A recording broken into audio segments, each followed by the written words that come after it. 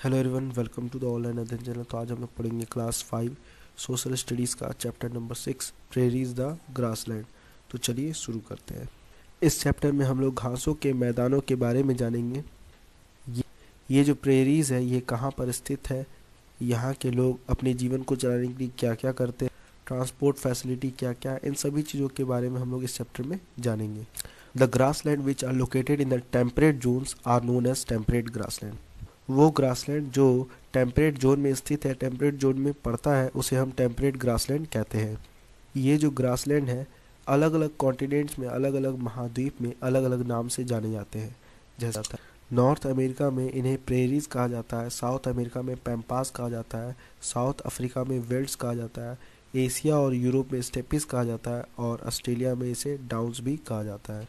इस चैप्टर में हम लोग प्रेरीज के बारे में पढ़ेंगे, यानी कि घासों के मैदानों के बारे में जानेंगे जो नॉर्थ अमेरिका के अंदर वाले भागों में पाए जाते हैं, इंटीरियर वाले क्षेत्र में पाए जाते हैं।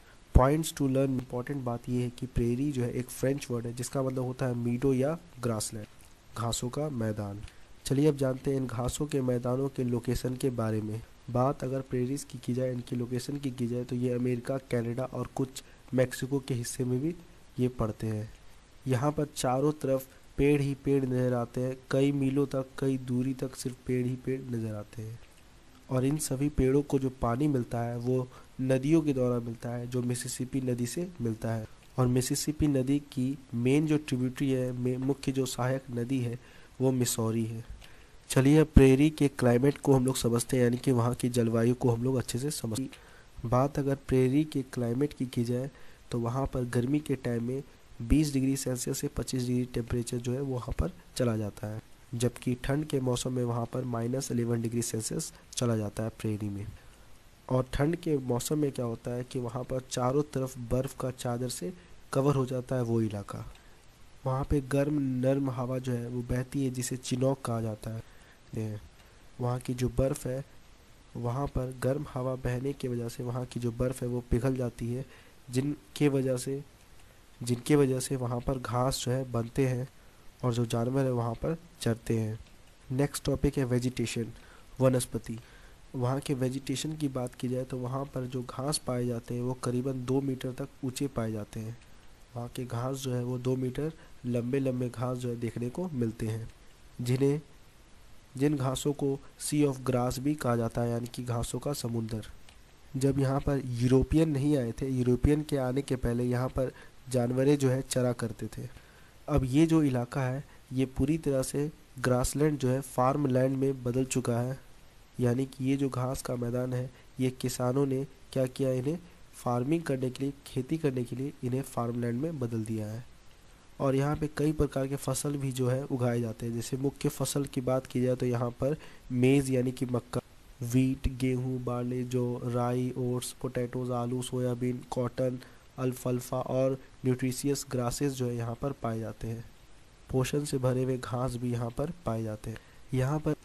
यहाँ पर वीट यानी कि गेहूं का प्रोडक्शन जो है वो काफ़ी बड़े मात्रा में होता है, काफ़ी लार्ज स्केल पे किया जाता है, जिस वजह से जो ज़्यादा मात्रा में जो गेहूं का उत्पादन होता है उसे दूसरे कंट्री में एक्सपोर्ट कर दिया जाता है, दूसरे कंट्री में भेज दिया जाता है।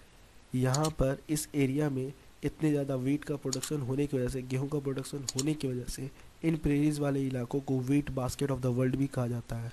ठंड के मौसम में क्या होता है, यहाँ का जो वेजिटेशन है वो ड्राई और ब्राउन कलर का हो जाता है, यहाँ तक कि इवेंचुअली डाइज, यहाँ तक कि जो फसल है वो पूरी तरह से ख़त्म हो चुके होते हैं, मर चुके होते हैं। लेकिन इसके बावजूद वहाँ पर उस जगह पर जो मिट्टी है, मिट्टी के अंदर जो रूट्स है, जड़ जो है वो उसमें ज़िंदा रहते हैं। जैसे ही विंटर एंड होता है, ठंड जो है ख़त्म होता है, तो वहाँ पर गर्मी जो है बढ़ते चली जाती है और घास जो है फिर से आ जाती है और घास जो है फिर से दिखने लगते हैं उस जगह पर। अब बात करते हैं लाइफ की, वहाँ पर किस प्रकार के जीव जंतु जो है पाए जाते हैं। वहाँ पर बहुत ज़्यादा मात्रा में चरने वाले जानवर जो है पाए जाते हैं, ग्रेजिंग करने वाले जानवर जो है वो पाए जाते हैं।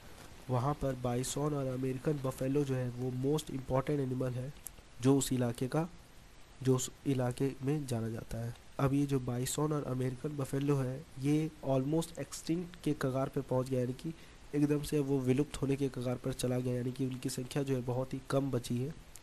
ऐसा इसलिए होता है कि क्योंकि वहाँ के जो लोग हैं उनके मीट को खाने के लिए उन्हें मार देते हैं। जिस वजह से बाइसॉन और अमेरिकन बफेलो की संख्या जो है काफ़ी कम हो चुकी है।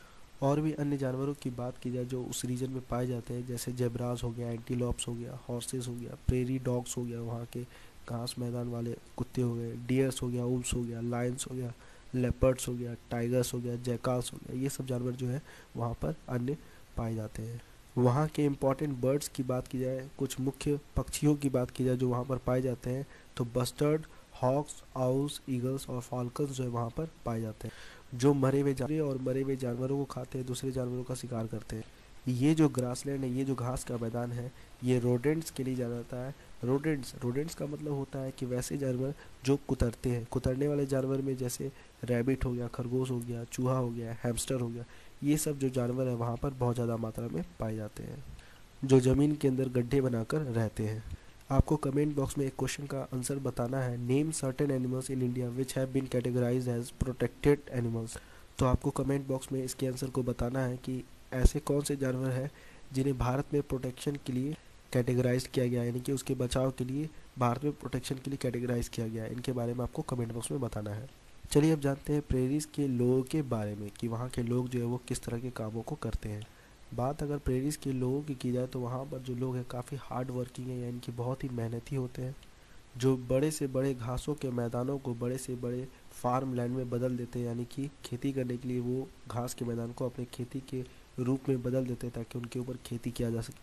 और वहाँ के जो लोग हैं खेती करने के लिए कई प्रकार के मशीनों का भी उपयोग करते हैं, जो आधुनिक होते हैं, जो कई तरह के टेक्नोलॉजी से लैस होते हैं, जिनके द्वारा वो काफ़ी अच्छे खेती करते हैं। जैसे खेत को जोतने के लिए, बोने के लिए, काटने के लिए, फसल की सफाई करने के लिए, है ना, इस तरह के कामों करने के लिए वो लोग कई प्रकार के आधुनिक मशीनों का इस्तेमाल करते हैं, मॉडर्न टेक्नोलॉजी, मॉडर्न मशीन का इस्तेमाल करते हैं। यहाँ तक कि लगभग के फार्म हाउस में एक छोटा सा घर भी हो जहाँ पर फार्मर्स के यानी कि किसान के परिवार रहते हैं और कुछ वर्कर भी उस घर में स्टे करते हैं, रहते हैं। एंड बात अगर वहाँ के किसानों की जाए तो वो किसान जो है वहाँ के वो काफ़ी अमीर होते हैं, क्योंकि वो कैश क्रॉप बहुत ज़्यादा मात्रा में प्रोड्यूस करते हैं, उत्पादन करते हैं। और उनकी जो लाइफ होती है काफ़ी लग्जीरियस लाइफ होती है, उनके पास अच्छे कार होते हैं, एयर कंडीशन घर होता है और हर तरह की आधुनिक फैसिलिटी जो है घर में मौजूद होती है, क्योंकि उनके पास पैसे की कमी नहीं होती। तो सेकंड क्वेश्चन का आपको आंसर देना है कमेंट बॉक्स में। तो आप लोग कमेंट बॉक्स में इसका आंसर दिया, क्या भारत के जो किसान है क्या वो भी इस तरह अमीर है जो प्रेरीज के किसान है? तो इनके आंसर आप लोगों को कमेंट बॉक्स में बताना है। तो चलिए अब बात करते हैं कि वहाँ के जो लोग हैं उन लोगों का ऑक्यूपेशन क्या है, यानी कि उन लोग जो काम जो है वो उन लोगों का पेशा क्या है, उन लोग करते क्या क्या है।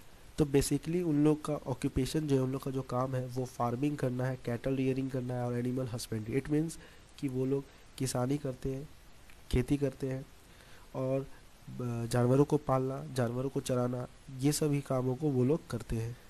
जो बड़े बड़े घास के मैदानों को फार्म लैंड में बदल देते हैं, यानी कि खेती करने के लिए, जो बड़े बड़े घास के मैदानों को फार्म लैंड में बदल देते हैं यानी कि खेती करने के लिए। यहाँ पर जो फसल है वो कब दिखाई देता है? जब वहाँ पर बर्फ़ जो है पिघल जाता है तो जाकर यहाँ पर फसल जो है वो दिखाई देने लगता है। और मैंने अभी बताया ही कि यहाँ पर गेहूँ का जो उत्पादन है वो काफ़ी बड़े स्केल पे किया जाता है, बहुत ज़्यादा मात्रा में किया जाता है। एंड गेहूँ के अलावा यहाँ पे और भी अन्य फसल भी उगाए जाते हैं, जैसे कॉर्न, भुट्टा, मेज़, ओट्स, बार्ली, जौ, ऑयल सीड्स, ये सभी चीज़ों को भी उगाया जाता है। और जितने भी सरप्लस ग्रेन यानी कि अत्यधिक जो अनाज जो बचे हुए रहते हैं, इन्हें ये लोग बड़े बड़े टावरों में, बिन्स में रखते हैं, जिन्हें ये लोग सिलॉस कहते हैं। और जो साउदर्न प्रेरीज वाले जो लोग हैं वो कॉटन को उगाते हैं। इट मीन्स साउदर्न प्रेरीज वाले जो लोग हैं वो कॉटन की खेती करते हैं। वेस्टर्न पार्ट वाला जो प्रेरी है यानी कि वेस्टर्न पार्ट वाला जो इलाका है वो अनइवन है, वो अच्छा नहीं है, रॉकी, हर तरफ पथरीला इलाका है और वहाँ की जो भूमि है, वहाँ की जो ज़मीन है वो लेस फर्टाइल है, यानी कि कम उपजाऊ है, वहाँ पर अच्छे फसल नहीं उग सकते। वहाँ पर रेनफॉल होता है लेकिन इतना होता है कि वहाँ पर घास हो सके और इन सभी घासों के ऊपर जानवरों को चरने के लिए छोड़ दिया जाता है। इस वजह से क्या होता है कि यहाँ पर जो घास है इस इलाके में लोग ज़्यादा से ज़्यादा जानवरों को पालते हैं और जानवरों को चरने के लिए इस इलाके में छोड़ देते हैं। तो यहाँ पर मवेशी को जो पाला जाता है वेस्टर्न पार्ट वाले प्रेरी में, वो बहुत ज़्यादा मात्रा में मवेशी वगैरह को, जानवरों को पाला जाता है। जानवर जो है इन्हीं घास के मैदान में चरते हुए घासों को ये लोग खाते हैं। इसे अल्फाल्फा कहा जाता है, जो काफ़ी न्यूट्रिटिव होता है, यानी कि पोषक तत्व से भरा हुआ रहता है। यहाँ पर एनिमल हस्बेंड्री जो है वो काफ़ी बड़े स्केल पे होता है, काफ़ी ज़्यादा मात्रा में होता है, यानी कि जानवरों को पालना बहुत बड़े मात्रा में होता है। ऐसा इसलिए होता है क्योंकि यहाँ पर मीट के प्रोडक्शन के लिए, यानी कि दूध और मीट इन सभी के व्यापार करने के लिए, इन सभी के बिजनेस को करने के लिए यहाँ पर जानवरों को पाला जाता है। दूध को निकालने के लिए भी और मीट के लिए भी, और इन्हें कैसे पैक करके किसी और जगह पर लेकर जाना है, इन सभी चीज़ों को करने के लिए ये लोग टेक्नोलॉजी का इस्तेमाल करते हैं जो एडवांस होता है। और ये सब क्या करते हैं, मीटों को दूसरे देशों में बेचते हैं पैक करके। चलिए अब जानते हैं इनसे रिलेटेड कुछ इंपॉर्टेंट पॉइंट को। तो large cattle farms of the prairies are called ranches, यानी कि बड़े से cattle farm, large cattle farm वाले इलाके जो प्रेरीज में आते हैं उन्हें रेंचेस कहा जाता है, जिसे कौन देखता है कि वहाँ के जो after bye study man called cowboys, जो वहाँ के लोग हैं वो सभी इन सभी कैटल फार्म को देखते हैं, जिन्हें काउबॉयज कहा जाता है। चलिए अब जानते हैं फिर वहाँ के जो प्रेरीज हैं वो किस तरह के ट्रांसपोर्ट मीडियम का सहारा लेते हैं, इनके बारे में समझते हैं। The prairies have a good infrastructure of roads and railways. इन प्रेरीज वाले क्षेत्रों में अच्छा खासा इंफ्रास्ट्रक्चर है रोड के लिए भी और रेलवे के लिए, यानी कि रोड नेटवर्क भी काफ़ी अच्छा है और रेलवे नेटवर्क भी काफ़ी अच्छा है। यहाँ तक कि वहाँ के छोटे छोटे गांव भी जो है अच्छे खासे रोड से जुड़े हुए हैं, और रेलवे और कैनाल नेटवर्क होने की वजह से ये इलाके जो है काफ़ी इंडस्ट्रियलाइज हो गए हैं। ये लोग उद्योग में काफ़ी आगे बढ़ते जा रहे हैं पूरी दुनिया में। तो हम लोगों ने यहाँ पर जाना कि कैसे वो लोग एक जगह से दूसरी जगह जाने के लिए क्या क्या चीज़ का, तो हम लोगों ने ये जाना कि ट्रांसपोर्ट में वो लोग कैसे हैं, नहीं है। तो इसी के साथ ये जो चैप्टर था यहाँ पर एंड हुआ। यहाँ पर कुछ क्वेश्चन है लेट्स डू में। Name any two temperate grassland in the world. 2 temperate grassland पूरी दुनिया में बताना है, इसके बारे में भी आप लोग कमेंट बॉक्स में बताएंगे। Countries where the prairies are located, और कौन कौन से कंट्री है जो प्रेरीज में आते हैं, इनके बारे में भी आप लोग कमेंट बॉक्स में बताएंगे। इन दोनों के बारे में भी आप लोगों को कमेंट बॉक्स में बताना है। चलिए एक नज़र देख लेते हैं कि हम लोगों ने इस चैप्टर में क्या क्या पढ़ा। हम लोगों ने इस चैप्टर में फार्म लैंड के बारे में जाना, यानी कि एक वैसा भूमि, एक ऐसा लैंड जिस पर फार्मिंग हो, जिस पर खेती हो, उसे हम फार्म लैंड कहते हैं। फिर हम लोगों ने सीलो के क्या होता है। सीलो वो जगह होता है, एक बड़ा सा टावर होता है जिनमें जो ज़्यादा मात्रा में अनाज होते हैं उन्हें स्टोर किया जाता है, रखा जाता है। और हम लोगों ने रोडेंट के बारे में जाना, यानी कि कतरने वाले जानवर, यानी कि जैसे चूहा हो गया, खरगोश हो गया, स्क्वायरल गिलहरी हो गया, है ना, ये सब जानवर जो रोडेंट जानवर में आते हैं, कुतरने वाले जानवर। हम लोगों ने रैंच के बारे में जाना।